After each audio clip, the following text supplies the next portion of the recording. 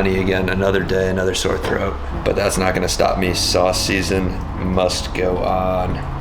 Let me know if you guys have been liking the daily uploads by leaving a like on the video. Good to get some feedback, see what people are thinking, because sauce season, I guess, is technically coming to an end. I think by the time this video goes up tomorrow, or a little bit after, the channel will be at 100K, which is really cool. So thank you guys. It's been a lot of fun. I've been having a really good time uploading every day. Honestly, it's been hard, and some days have been really, really hard, but it's just been really fun. Like, keeping sauce season alive is sick. Teaching everyone, seeing the feedback is really cool. I got the extension coming out, got something else coming out after. There's a lot of really cool stuff for the channel, so I'm hyped to see the channel grow over the years and see where it takes me.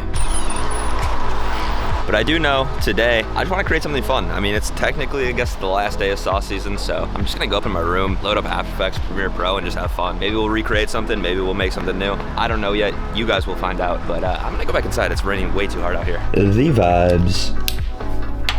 Gotta get this shot.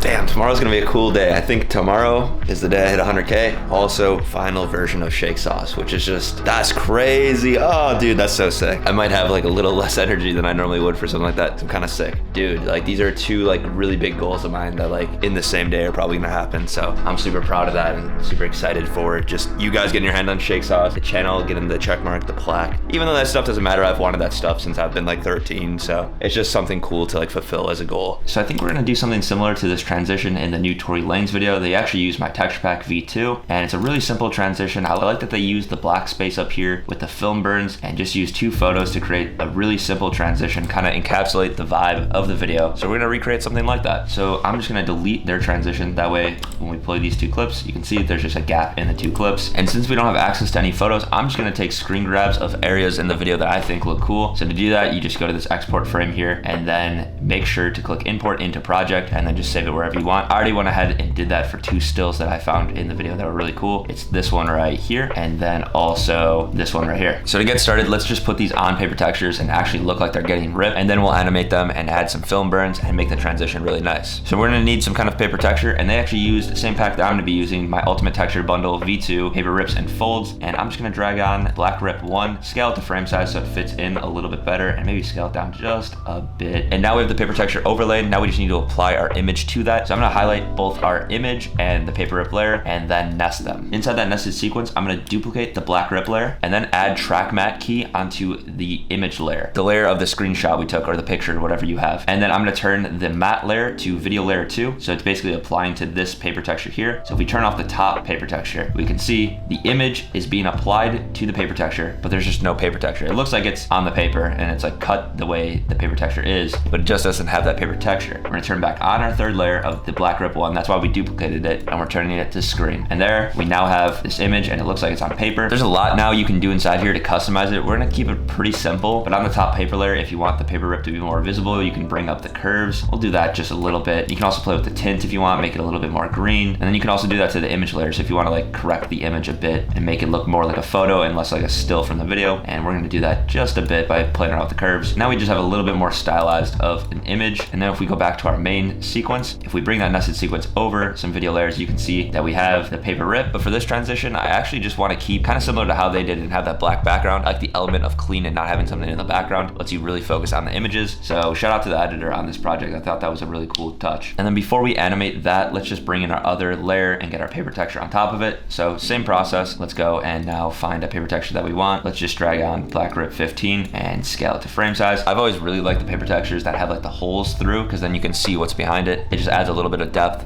and I feel like it makes it look a little bit more authentic. So let's scale it down a bit. And then the same process, just nest, go inside the nested sequence, duplicate that Black Rip 15, add that track matte on, go to video layer 2, and then turn it to screen. Now animating is where you can get a little bit more creative. I want this first image here pop up of them sitting at the couch. So I'm just gonna go like 15 frames forward, maybe a little bit less, like halfway through. I don't know how many frames this is exactly. And we're gonna have just this image play. And then we can go and like position it in a spot where we think looks cool, maybe rotate it a bit. That way it just has a little bit more of a stylized look. Go over here, and then let's add some transform on just so we can animate it. Uncheck the use composition shutter angle, turn that shutter angle to 180. And let's keyframe the scale. I kind of want it to fall into place. So let's do something like 110 and then go like 2 frames forward and reset that to 100. That way it kind of just like falls into place.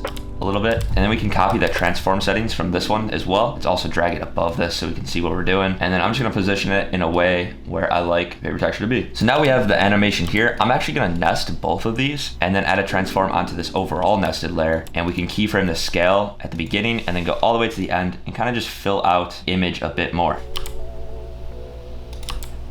And then going into this nested sequence, these two layers, I'm gonna drag my Flash 2 transition from my Essential pack, and we're just gonna make it a little quicker of a transition. So we're gonna drag these keyframes to like 2 frames instead of whatever. So it just flashes real quick. And we're gonna do the same thing for this one. That way it has a little bit more of like a camera taking effect. It's just those little things that you can add on that now you can see it has a nice camera flash effect. And when we add those film burns on top and some sound effects, it's gonna look really good. I'll have the Essential bundle like linked down below as well. It's simple stuff, but it's executed really properly and it just saves me so much time. I use it all the time. It has sound effects and transitions, and then LUTs, pretty much everything you need to be editing in Premiere Pro. And the film burns I'll be using are from Cinepacks. I'll have them linked down below as well. I'm gonna use Film Burn Sprocket 2, and let's scale this to frame size, turn the blending mode to screen so we can see what we're doing. And I'm not the hugest fan of like this blue line that comes up, so I'm just gonna cut it out so it's way quicker here, so it just has a quick flash, kind of like that. And then I'm gonna nest this. That way we can remove some of the stuff I don't want, like the sprocket, and we can get it to fit our frame a bit better. Now it's also marked right where it goes across like this. That way we can know where we want the transition to take place. We gotta turn this back to screen since we turned it to a nested sequence. And now you can see it has that nice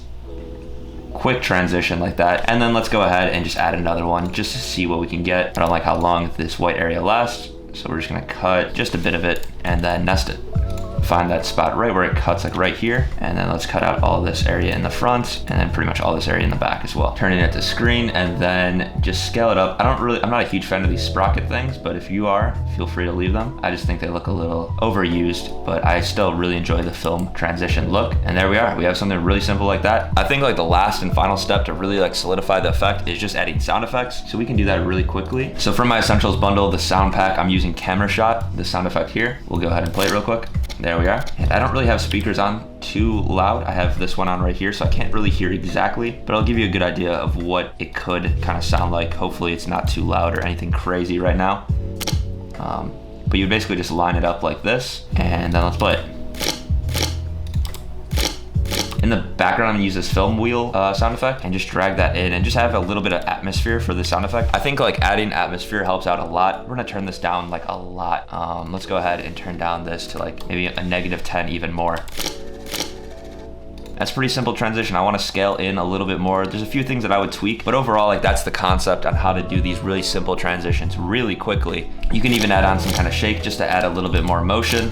When Shake Sauce comes out, that'll be the go-to for sure. I'm probably gonna be slapping that on everything for a very long time. Again, this is probably my favorite style of transitions. It's something so clean, so simple, it's timeless, it's like never gonna get old. You can always add some kind of picture transition to add more atmosphere to the video, give some context to where you're at, some BTS stuff to make the video a little bit more engaging, and it also just serves as a really quick, easy transition. I'll have the texture pack link down below, as well as the Essential bundle and the film sprockets. These packs are like the timeless packs that you can use in every video, and I've been using them for like 2-ish years now, and it's like they still are being used in mainstream videos and they still look really good, and I'll continue using them for a really long time because they're just those timeless transitions and effects that you can use in all your videos to make them look more professional and clean. That's all I got for you guys in this one. If you want to learn how to make money as an editor, watch this video. I think it's super underrated. There's a lot of sauce in this video. It just talks about the whole process on how to get clients and keep them and make more money as an editor. I highly suggest you watch this video. Peace.